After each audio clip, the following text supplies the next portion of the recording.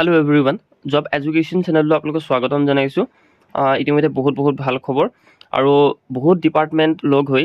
এটা এক্সাম পাতিছে যেটো এসএসসি ফালৰ পৰা যেহেতু উল্লেখ কৰিছে নটিফিকেশনখন আৰু প্ৰত্যেকবাৰে আপোনালোকৰ এসএসসি ফেজ এক্সাম আহে যেহেতু এসএসসি ফেজ 10 11 12 13 14 আৰু এইবাৰ এসএসসি ফেজ 14 হয় আৰু ইয়াৰ বাবে আপোনালোকৰ যিসকলে এগ্ৰি বিএসসি কৰি ৰাখিছে বা নাৰ্সিংত আপোনালোকৰ সাৰ্টিফিকেট আছে তেওঁলোকৰ কাৰণে বহুত বেছি এটা এক্সট্ৰাকে আপুনি এপ্লাই কৰিব পাৰিব কাৰণ বহুত বেছি ভাল খবৰ হয়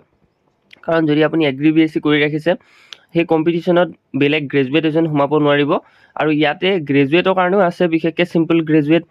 হাই সেকেন্ডাৰী পাস 10 পাস সকলোৰ বাবে আছে কিন্তু যিসকলৰ ধৰি লোৱা এগ্ৰি বিএসসি আছে তেওঁলোকৰ কাৰণে বহুতে বেছি কম্পিটিশনটো বেলেগতকৈ অলপ হলো কম হ'ব আৰু লগতে যিসকলৰ নাৰ্সিং আছে তেওঁলোকৰ কাৰণেও বহুতখিনি সুবিধা পাব সো সেই কাৰণে ভিডিওটো মই ইয়াতে উল্লেখ কৰিলো কাৰণ বহুত ছাত্ৰ ছাত্ৰী আছে যি এগ্ৰি বিএসসি বা নাৰ্সিং কৰি ৰাখিছে তেওঁলোকে জনাই থাকে যে আমাৰ কাৰণে যদি কিবা এক্সট্ৰাকে পোষ্ট ওলাই তেতিয়া জনাব বুলি আৰু যেহেতু এসএসসি ফেজ মানে কি হয় য'ত আপোনালোকৰ ভেৰিয়াছ ডিপাৰ্টমেন্ট অৰ্থাৎ বিভিন্ন ধৰণৰ ডিপাৰ্টমেন্ট লগ হৈ এটা আপোনালোকৰ এক্সাম পাতে যাৰ দ্বাৰা ৰিক্ৰুটমেন্ট কৰা হয় আৰু ইয়াতে আপোনালোকে দেখিছে ষ্টেনোগ্ৰাফাৰ গ্ৰেড 2 ইয়াতে যেহেতু এটো এটা department agriculture and farmer welfare ministry agriculture এটো এটা ডিপাৰ্টমেন্ট হয় যেটো national seed research and training centre বুলি ডিপাৰ্টমেন্টক জনা যায় যেটো আমি এগ্ৰিকালচাৰ ভিতৰতে বা ফাৰ্মাৰ ওয়েলফেয়াৰৰ ভিতৰতে ধৰা হয় আৰু ইয়াতে 18 পৰা 27 সকলে এপ্লাই কৰিব পাৰিব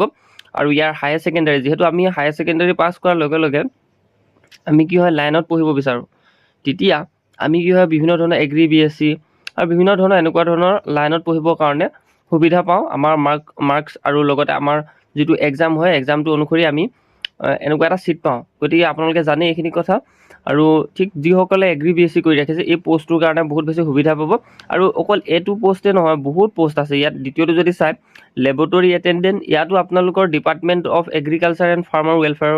পৰা আহিছে যেটো national seed research and training centre এটো হৈছে ডিপাৰ্টমেন্টটো আৰু ইয়াতে এগ্ৰিকালচাৰ বিষয় লৈ আছে ইয়াতো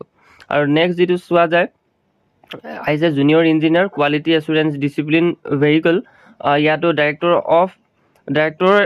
general of quality assurance DGQA department of defence production আৰু ইয়াত আপুনি বিভিন্ন ধৰণৰ আৰু দেখিব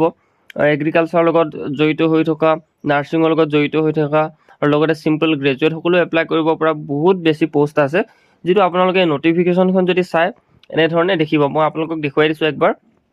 লগতে ওয়াটাৰ ডিপাৰ্টমেন্টত আছে এনেকৈ বিভিন্ন ধৰণৰ সকলোবিলাক ডিপাৰ্টমেন্ট একেলগ হৈ আপোনালোক কম্বাইন কে এই এক্সামটো পাতে যেটো এসএসসি ফেজ বুলি কোৱা হয়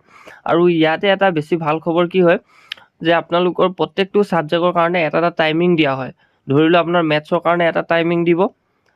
প্ৰত্যেকটো সাবজেক্টৰ কাৰণে সমান টাইমিং দিয়ে আৰু সেই টাইমিংৰ কাৰণে ভাল হয় কাৰণ টাইমিংত সকলোখিনি কৰিব নোৱাৰে সেইভাবে কম্পিটিশনটো কম হয় এবাৰ যেহেতু বহুত বেছি ইয়াতে চেঞ্জ হৈছে এইখিনি প্যাটাৰ্নটো এনে ধৰণে আপোনালোকে দেখিছে নিশ্চয়ৰূপে মই আপোনালোকক দেখুৱাই দিছো কাৰণ বহুত বেছি পোষ্ট আছে ইয়াতে প্ৰত্যেকটো যদি পঢ়ি যোৱা যায় বহুতখিনি দেৰি হৈ যাব মই আপোনালোকক শো কৰাই দিছো কি পোষ্টত ইয়াতে খালি আছে আৰু এনেকুৱা নহয় যে আপুনি 10 পাস সকলে এপ্লাই কৰিব নোৱাৰা কথা নহয় 10 পাসৰ কাৰণে এক্সট্ৰা আছে হাই সেকেন্ডাৰীৰ কাৰণে এক্সট্ৰা আছে গ্ৰেজুৱেটৰ কাৰণে এক্সট্ৰা আছে আৰু প্ৰত্যেকৰ কাৰণে ইয়াতে পোষ্ট এক্সট্ৰা আছে আৰু এগ্ৰিকালচাৰৰ কাৰণে বহুত বেছি ইয়াতে আছে লগতে এটো সেন্ট্ৰেল ওয়াটাৰ কমিশনৰ ফালৰ পৰা আছে ডিপাৰ্টমেন্ট অফ ওয়াটাৰ ৰিসোৰ্সেস আৰু ইয়াতে যদি চোৱা যায় আপুনি দেখিছে সিনিয়ৰ ৰিসাৰ্চ এসিস্ট্যান্ট এনে ধৰণে আছে ফৰেনসিক সায়েন্স ল্যাবৰেটৰীৰ কাৰণে আছে যেটো সিনিয়ৰ সায়েন্টিফিক এসিস্ট্যান্ট আৰু এপ্লাই ডেটটো আপোনালোকৰ 13 তাৰিখৰ পৰা আৰু লাষ্ট ডেট আছে 4 তাৰিখ 5 মাহ 2026 আৰু ইয়াতে বিভিন্ন ধৰণৰ পোষ্ট আছে মই সকলোখিনি নেদেখুৱালো আপোনালোকে নটিফিকেশনখন আমাৰ টেলিগ্ৰাম চেনেলৰ পৰা ডাউনলোড কৰি পিনে সকলোখিনি চাব পাৰিব সেই কাৰণে ভিডিওটো বেছি দীঘল নকৰো আৰু লগতে সকলোখিনি ইনফৰমেশন দিয়া হৈছে যেহেতু আৰু এটা কথা ক'বলৈ থাকি গৈছিল যিসকল গ্ৰেজুৱেট আছে লগতে যিসকলে ধৰিলা ড্ৰাইভিং লাইসেন্স আছে তেওঁলোকে ইয়াতে ড্ৰাইভিং লাইসেন্সৰ দ্বাৰা এপ্লাই কৰি পিনে এক্সট্ৰাকে পোষ্ট ল'ব পাৰিব কাৰণ কম্পিটিশনটো নিজৰ কোৱালিফিকেশন যদি এক্সট্ৰা থাকে কম্পিটিশনটো বহুত বেছি বেলেগতকৈ অলপ হলো আগত থাকিব পাৰে সো সেই কাৰণে এইখিনি ভিডিও বনোৱা হ'ল